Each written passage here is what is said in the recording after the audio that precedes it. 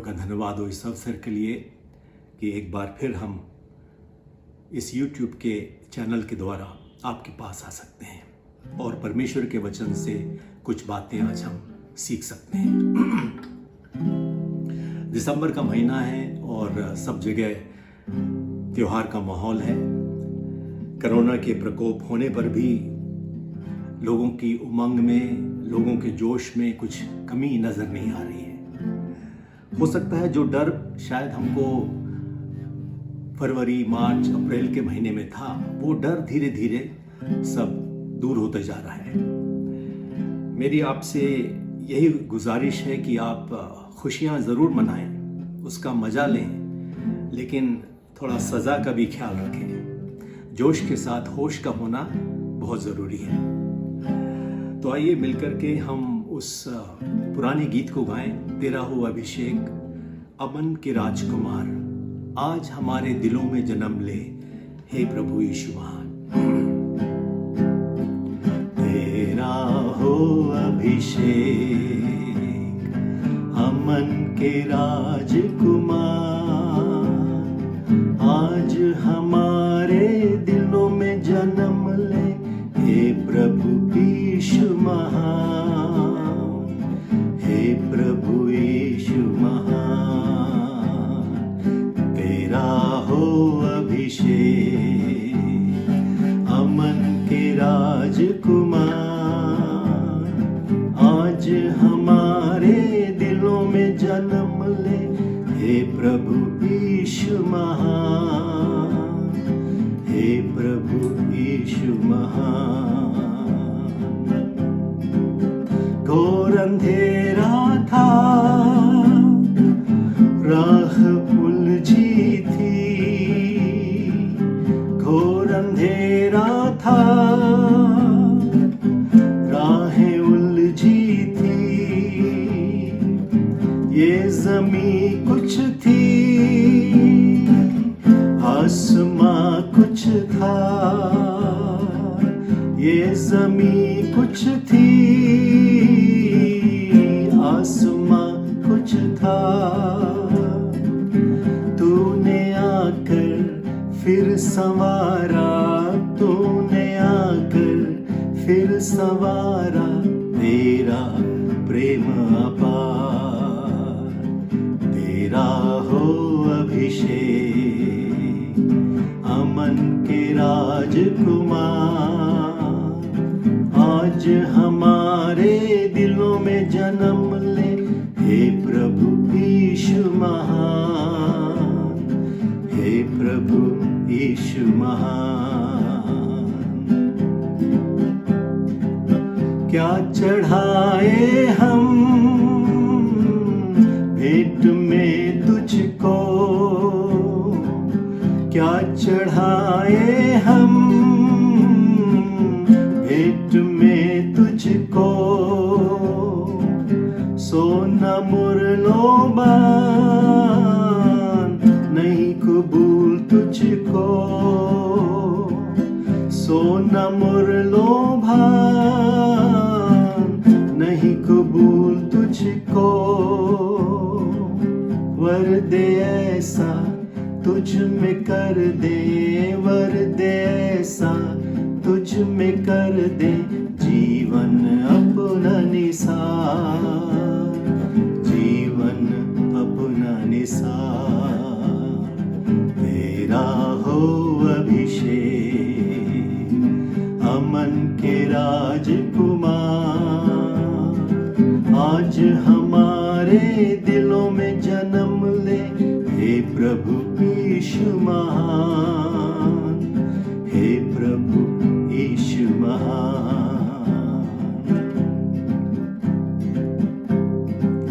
याद तेरे आमद की सारे जहां में हो, याद तेरे आमद की सारे जहां में हो। दुआ करो मिलकर अमन जहां में हो, दुआ करो मिलकर अमन हो, हम जहाँ जिस हाल में हो, हम जहाँ जिस हाल में हो, करें तेरा प्रचार, करें तेरा प्रचार। तेरा हो अभिषेक अमन के राजकुमार, आज हमारे दिलों में जन्म ले, हे प्रभु यीशु महान, हे प्रभु यीशु महान, हे प्रभु यीशु महान, हे प्रभु यीशु महान।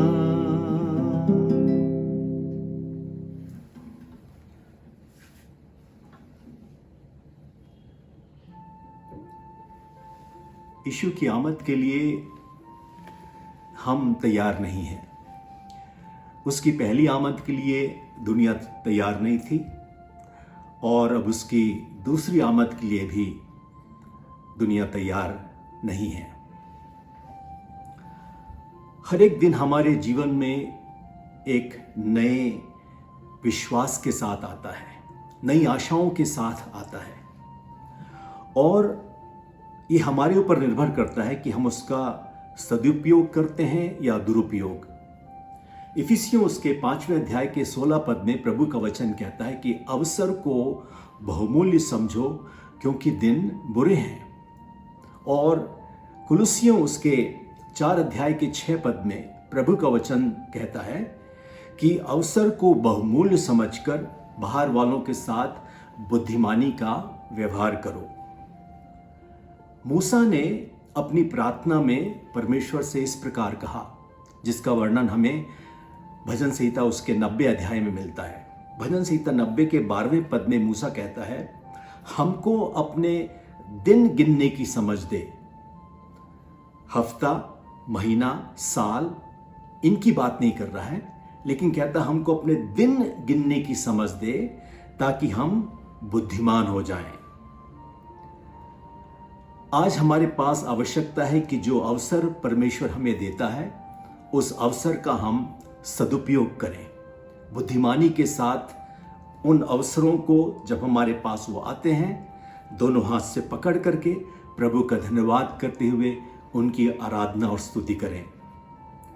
जैसा मैंने कहा कि दिसंबर का महीना आते आते हमारी जो तैयारियों में इतनी उमंग रहती है, इतनी हम बेताबी से इसका इंतज़ार करते, कोई बुराई नहीं है।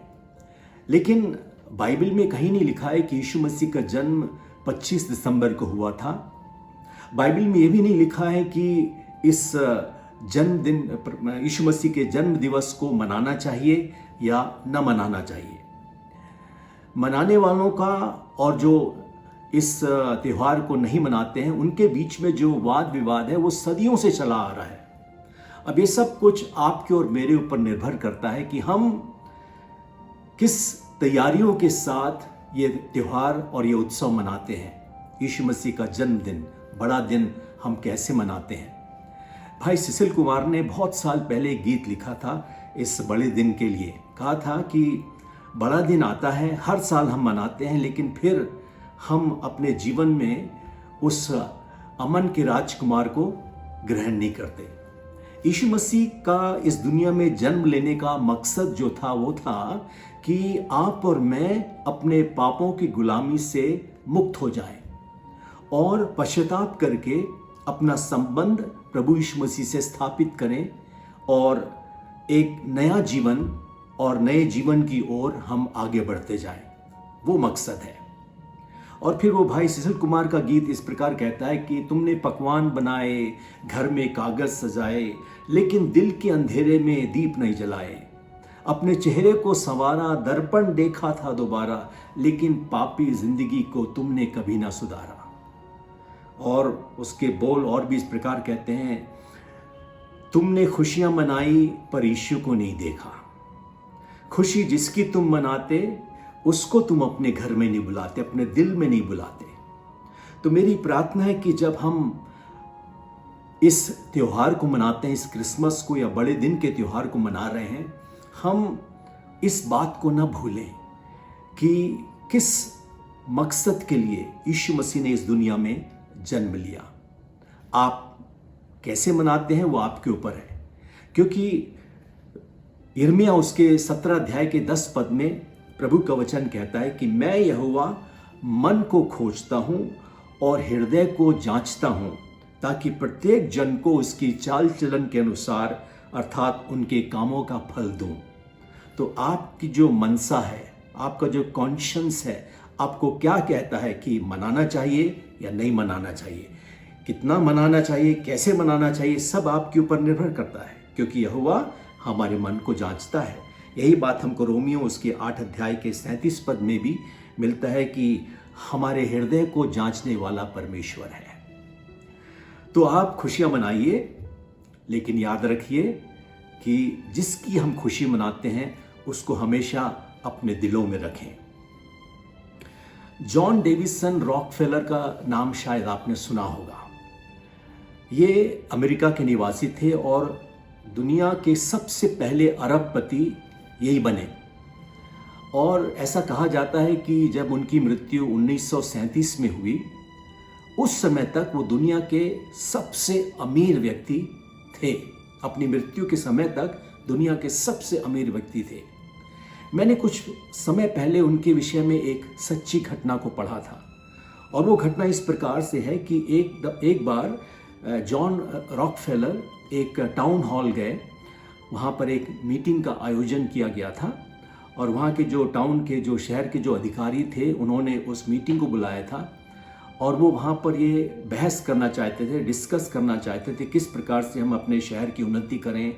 उनके कुछ प्रोजेक्ट्स थे, कुछ प्लान थे, उसको हम कैसे पूरा करें, किस तरह से और भी चंदा या दान या पैसा इकट्ठा करें। इन सब का एक मीटिंग टाउन हॉल में बुलाया गया था। तो जॉन रॉकफेलर भी चुपचाप से जाकर के उस मीटिंग में एक कोने में बैठ गए। और जब सभा की जो मीटिंग का जो कार्यकाल था, वो जो कार्यक्रम था वो जब चालू होने लगा, तो वहाँ के अध्यक्ष ने खड़े होकर के बहुत सारी बातें कहीं। उस बीच में उन्होंने कुछ प्रोजेक्ट्स के बारे में, उसको कैसे पूरा करना, उसके बारे में वो लोगों को जो वहाँ उपस्थित थे कहने लगे। इस बीच जॉन रॉकफेलर खड़े होकर के सब लोगों को संबोधित करते हुए कहते हैं कि ये जो प्रोजेक्ट है उसको इस फलाना तरीके से चलाएंगे तो अच्छा रहेगा, और इसके लिए जो धनराशि इकट्ठा करना, यदि हम इस प्रकार के काम करेंगे तो अच्छा रहेगा। लेकिन किसी ने उनकी बात पर ध्यान न दिया और उनको बैठा दिया। बोला कि जब हमको आपकी ज़रूरत पड़ेगी हम आपसे कहेंगे, तब आप अपनी राय हमको देना। तो जॉन रॉकफेलर बैठ गए। थोड़ी देर के बाद फिर किसी एक प्रोजेक्ट में जॉन रॉकफेलर खड़े होकर कहने लगे, मेरे भाई इस प्रकार से करने से हमको नुकसान ही होगा, भलाई इसमें है कि हम इस प्रोजेक्ट को इस प्रकार से कहें। तो वहाँ के जो कुछ लोग थे, अधिकारी, वो थोड़ा नाराज़ हो गए। वो फिर से कहने लगे कि आप मेहरबानी से चुपचाप से बैठ जाइए। जब हमने पहले ही कहा था आपसे कि यदि हमको आपकी ज़रूरत पड़ेगी, आपके सलाह की ज़रूरत पड़ेगी, तो हम आपसे संपर्क करेंगे और आपको मौका देंगे बोलने के लिए, लेकिन आप मेहरबानी से बैठ जाइए। तो जॉन रॉकफेलर ने सोचा कि अब यहाँ मीटिंग में बैठना मेरे लिए बेकार है, तो वो चुपचाप से उठ करके चले गए। जब वो अपनी कार में बैठने जा रहे थे तो उनकी कार के पास के 4-5 लोग वहाँ थे। उन्होंने इनको पहचान लिया और वो कहने लगे आपस में कि ये जॉन रॉकफेलर इस मीटिंग में, टाउन हॉल की मीटिंग में क्या कर रहा था। वे तुरंत भाग करके अंदर गए। बोले कि अरे वो जो आदमी अब यहाँ भी अभी चला गया है, उसने क्या सलाह दी आप लोग को, उसने क्या कहा, कितना दान वो देगा, क्या करेगा, उस सब जब बातें कर रहे थे तो वो लोग कह रहे किस आदमी ने, वो ऐसी तो बेतुकी बातें कर रहा था, उसकी बातों में कोई दम नहीं है। तो इन लोगों ने कहा अरे आपको मालूम नहीं है कि वो कौन थे? वो जॉन डेविसन रॉकफेलर थे। लोगों के मन में आस ही निकल गई। वे दौड़े दौड़े बाहर गए, शायद उनको पकड़ने के लिए और वापस लाने के लिए। तब तक वो अपने कार में चले गए थे। तो इन लोगों ने कहा अब पछतावा क्या हुआ जब चिड़िया चुग गई खेत। हमारी जिंदगी में भी अनेक अवसर ऐसे आते हैं जिसको यदि हमने पहचाना और अपनाया नहीं तो हमारे जीवन में नया मोड़ कभी नहीं आ सकता। आज का हमारा चर्चा का विषय है मैंने क्या पाया, What did I get? परमेश्वर का वचन हमें जो सबसे पहली बार जो यीशु मसीह के जन्मदिन की घटना जिसको हम बाइबल में पढ़ते हैं, उस क्रिसमस की पहली कहानी में कई लोग थे जिनका सामना यीशु मसीह से हुआ था, बालक यीशु से हुआ था, और उस समय की जो घटनाएं थे उससे हुआ था। तो मैंने एक लिस्ट बनाया। इस लिस्ट में मेरा सबसे पहला नंबर है सराय का मालिक। यद्यपि बाइबल में डायरेक्टली उसके बारे में नहीं लिखा हुआ है कि उसका नाम क्या था, वो सराय का मालिक था या कौन था, इंचार्ज था, कुछ नहीं लिखा है। लेकिन लूका उसके 2 अध्याय के 7 पद में हम पढ़ते हैं कि वहाँ पर केवल ऐसा लिखा है कि उनके लिए अर्थात मरियम और यूसुफ के लिए सराय में जगह नहीं थी। बस केवल इतना ही कहा गया है। अब सराय में जगह नहीं है, इसका निर्णय कौन लेगा? वहाँ का चौकीदार या खानसामा या वहाँ के कर्मचारी तो नहीं ले सकते।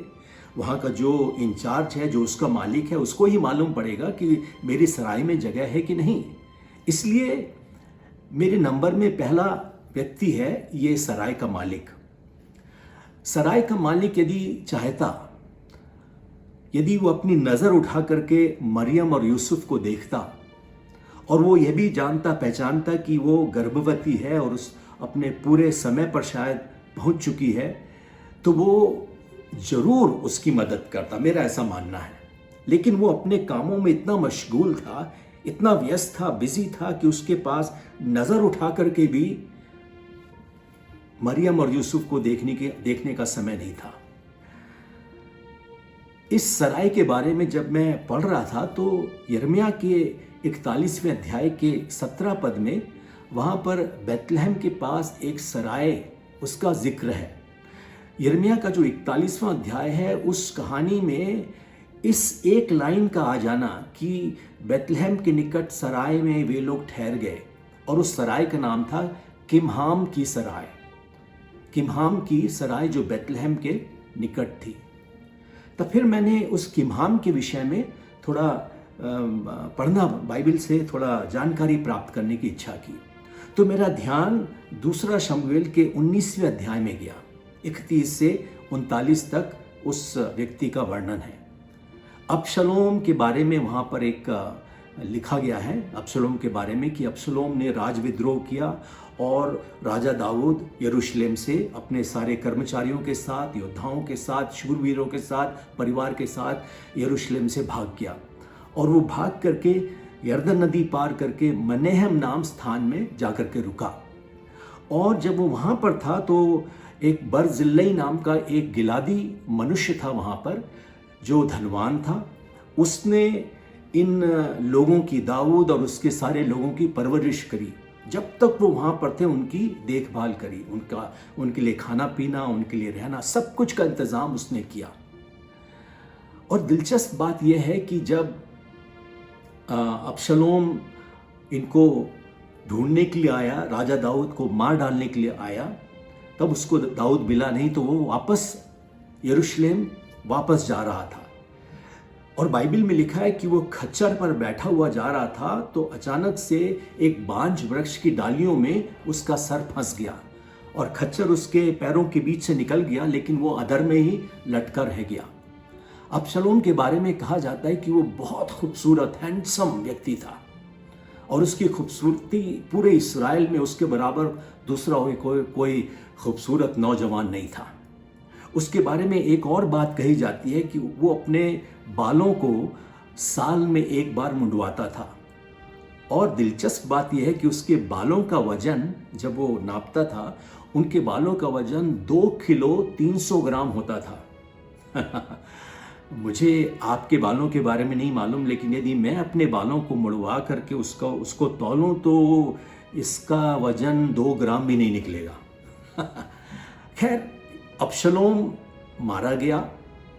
अब बहुत कुछ इस बीच घटनाएं घटी।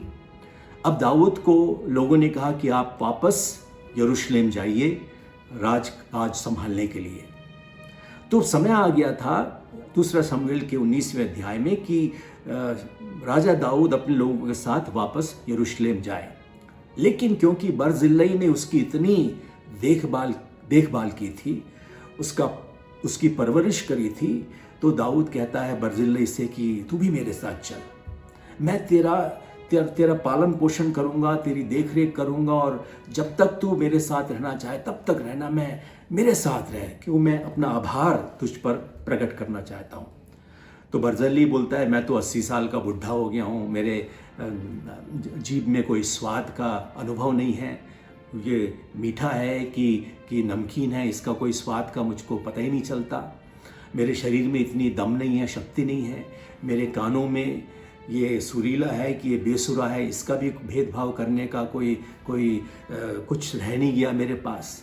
तो यदि दाऊद, यदि तुझे कोई परेशानी ना हो तो मेरे इस दास को अपने साथ ले जा, और जो कुछ तू मेरे साथ करना चाहता था वह इसके साथ कर। तो दाऊद तुरंत मान गया, और उस दास ने, जो बर्जिल्लै का दास था, बर्जिल्लै का दास का नाम था किमहाम, और यही वही किमहाम था जिसको दाऊद अपने साथ यरूशलेम ले गया। और कुछ बाइबल के इतिहासकारों का और जो ज्ञानी हैं उनका मानना है कि हो सकता है कि ये जो बेथलेहम में जो सराय थी वो शायद किमहाम की सराय हो। खैर जो कुछ भी हो, इस सराय में जब वहाँ पर मरियम और यूसुफ आए तो उनको उस सराय में जगह नहीं मिली, और ये जो सराय का मालिक था अपने कामों में इतना व्यस्त था कि उसने नज़र उठा करके भी नहीं देखा, और उनसे कह दिया कि भाई ऐसा करो, तुम जाओ वो गौशाले में, अस्तबल में जाओ, वहाँ पर शायद कुछ जगह मिल जाए, अपने लिए एक जगह ढूंढ लो, लेकिन सराय में मेरे लिए जगह नहीं, तुम जाओ। एक गर्भवती महिला को देख करके हर इंसान आजकल हाथ बढ़ाता है। मैंने कई बार पढ़ा है कि गर्भवती महिलाओं को जब ऑटो वाले या ऑटो रिक्शा वाले या टैक्सी वाले अस्पताल लेकर के जाते हैं तो उनसे वो पैसा भी नहीं लेता, किराए का पैसा भी नहीं मांगते, क्योंकि हर कोई चाहता है कि इस प्रकार के असहाय लोगों की मदद की जाए। जरा सोचिए, यूसुफ और मरियम उस स्थान पर गए जहां पर जानवर पाए जाते हैं, और वो जानवर किनके थे? जो लोग इस सराय में आकर के रुकते हैं वो अपने जानवरों को साथ लेकर के आते थे। उन दिनों में तो मोटर गाड़ी, स्कूटर वगैरह कुछ नहीं था, तो वो जानवरों के ऊपर ही बैठ करके एक जगह से दूसरी जगह जाते थे। तो उनके जानवरों को रखने के लिए हर सराय के पास एक अस्तबल होता था, एक गौशाला होती थी जिसमें सारे जानवर रखे जाते थे। जरा सोचिए, रात का समय, जानवर वहाँ पर हैं, जानवर शायद कुछ उत्तेजित होकर के इधर उधर दौड़ सकते हैं, और उनका सींग और उनके खुर या पैर इनको लग सकते थे। वहाँ की जो वातावरण था इतना दूषित था, कोई हाइजीन वहाँ पे नहीं थी, कोई साफ सफाई नहीं थी। गोबर और जानवरों का जो गोबर है, मल है, उसकी बदबू, और जो मूत्र है उसके छींटे इनके ऊपर पड़ सकते थे। उस दयनीय अवस्था में इस सराय के मालिक ने उनको वहां पर भेज दिया। ये आदमी बहुत व्यस्त था। व्यस्त रहना अच्छी बात है, हमको आलसी नहीं बनना है, हमको जीवन में व्यस्त रहना है। व्यस्त रहने से ही हमको कुछ मिल सकता है। यदि हम आलस्य के साथ काम करेंगे तो हमें कुछ नहीं प्राप्त होगा। नीति वचन के 14वें अध्याय के 23 पद, 13:4, नीति वचन 10:4 और 12:24 में लिखा है कि जो व्यक्ति आलस से काम करता है वो कंगाल, निर्धन और बिल्कुल बर्बाद हो जाएगा। इसलिए हमको, आपको और मुझे मेहनत करना है। व्यस्त रहना बहुत अच्छी बात है। लेकिन ये व्यक्ति उन विषयों पर व्यस्त था जिसमें केवल उसके शरीर की उन्नति होती थी, पैसों की उन्नति होती थी, लेकिन उसने अपने आत्मिक जीवन के विषय में कोई उन्नति की नहीं सोची।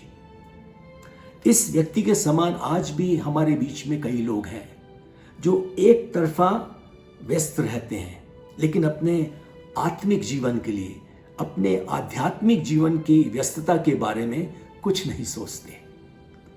व्यस्त रहना अच्छी बात है, लेकिन हमको उसके साथ साथ अपने आत्मिक जीवन के व्यस्त रहने के लिए भी हमको सोचना है। इस सराय के मालिक के समान शायद हमारे जीवन के हर एक क्षेत्र में, हर एक कमरों में यीशु मसीह के लिए कोई जगह नहीं है। हम उन कमरों की देखभाल करने में जिसमें यीशु मसीह नहीं है, उनकी संभालने में, उनको साफ सफाई करने में इतने व्यस्त हो गए हैं कि हमने अपने आत्मिक जीवन को ठुकरा दिया है। हम अच्छे इंसान हैं, सबसे मेल मिलाप से रहते हैं, सबसे हम भलाई करते हैं, हम किसी के बारे में बुरा नहीं सोचते, ना तो बुरा किसी के बारे में सोचते हैं, ना किसी के बारे में बुरा बोलते हैं। अच्छी बात है। लेकिन यीशु मसीह ने मरकुस उसके 8 अध्याय के 36 पद में कहा, यदि मनुष्य सारे जगत को प्राप्त कर ले, और सारे जगत को हम ऐसे आलस बन करके हम प्राप्त नहीं कर सकते। यदि मनुष्य सारे जगत को प्राप्त कर ले और अपने प्राण की हानि उठाए तो उसे क्या लाभ? जरा सोचिए। हमको अपने जीवन के बारे में सोचना है। हमने शायद एक तरफा प्रगति कर ली है, लेकिन हमको अपने दूसरे तरफ आत्मिक जीवन की तरफ भी हमको सोचना है, ताकि हमारे जीवन में एक संतुलन रहे। 34वें पद में, मरकुस 8:34 में लिखा है कि हमको अपने आप का इनकार करना है और अपना क्रूस उठाना है और उनके पीछे प्रतिदिन चलना है। हमको आत्मिक जीवन के लिए मेहनत करना है। जिस प्रकार से हम अपने शारीरिक जीवन के लिए व्यस्त रहते हैं, मेहनत करते हैं, उसी तरह से हमको अपने आत्मिक जीवन की भी फिक्र करना है। कई लोग कहते हैं कि ये बीमारी मेरे पास जो है, मेरे जीवन में है, ये मेरे लिए क्रूस है। कई लोग कहते हैं कि मेरी ये समस्या है जो मेरे जीवन से इतने प्रार्थना के बावजूद भी नहीं जा रही है, ये मेरा क्रूस है। नहीं, यीशु मसीह ने उस क्रूस के बारे में नहीं कहा। यीशु मसीह ने उस क्रूस के बारे में कहा जिस पर उन्होंने अपनी जान को दी, जिस पर उन्होंने अपना सर्वस्व त्याग दिया और हमें नया जीवन दिया। उस नए जीवन को पाने के क्रूस को हमको उठाना है। याकूब उसका 2 अध्याय 14 से 17 में हम पढ़ते हैं, विश्वास यदि कर्म सहित न हो तो अपने स्वभाव में मरा हुआ है। 26वें पद में हम पढ़ते हैं, जैसे देह आत्मा बिना मरी हुई है, वैसे ही विश्वास भी कर्म बिना मरा हुआ है। यदि इस सराय के मालिक के पास इतनी क्षमता रहती और उससे यह मालूम होता कि एक बढ़ई अपनी गर्भवती पत्नी के साथ मेरे सामने खड़ा है, जो जगत के उद्धारकर्ता को पैदा करने वाली है, तो शायद वह सराय का मालिक उनको उस सराय की सबसे बढ़िया अच्छी जगह देता। उसको तो मालूम ही नहीं था कि उद्धारकर्ता उसकी सराय में आया था, उसके सराय में आकर के जन्म लेने के लिए आया था, लेकिन उसने इस पर कोई बात, इस पर कोई नजर नहीं रखी। सराय के मालिक के पास मौका था कि वे अपने दरवाजे को जगत के उद्धारकर्ता के लिए खोल ले, लेकिन अफसोस उसको यह अवसर नहीं मिला और उसने यह अवसर अपने जीवन से खो दिया। मेरी लिस्ट में दूसरा नाम है बेथलेहम के निवासी, और जो तीसरा नाम आता है वो है हेरोदेस राजा, और उसके बाद और भी कुछ नाम हैं जिनके बारे में प्रभु ने चाहा तो अगले हफ्ते हम फिर मिल करके सीखेंगे। आज जो बात हमने सीखी वो यह है कि हमको अपने जीवन में, अपने जीवन के क्षेत्रों में, उन कब्रों में जिसमें यीशु मसीह के लिए कोई स्थान नहीं है, एक स्थान बनाना है। उनको अपने जीवन में आमंत्रित करना है। जिसकी हम खुशियां मना रहे हैं, बड़ा दिन जिसकी याद में हम बड़ा दिन मनाते हैं, क्रिसमस मनाते हैं, उसकी याद में हम उनको अपने जीवन में आमंत्रित करें। प्रभु आपके साथ हो और प्रभु का अनुग्रह आपके साथ होता रहे। अगले हफ्ते हम फिर मिलेंगे। उस समय तक प्रभु का अनुग्रह आपके जीवन में काम करे और आपको हर प्रकार की विपत्तियों से बचाए और आपको आशीष दे। ऐसी मेरी प्रार्थना है। जय मसीह की।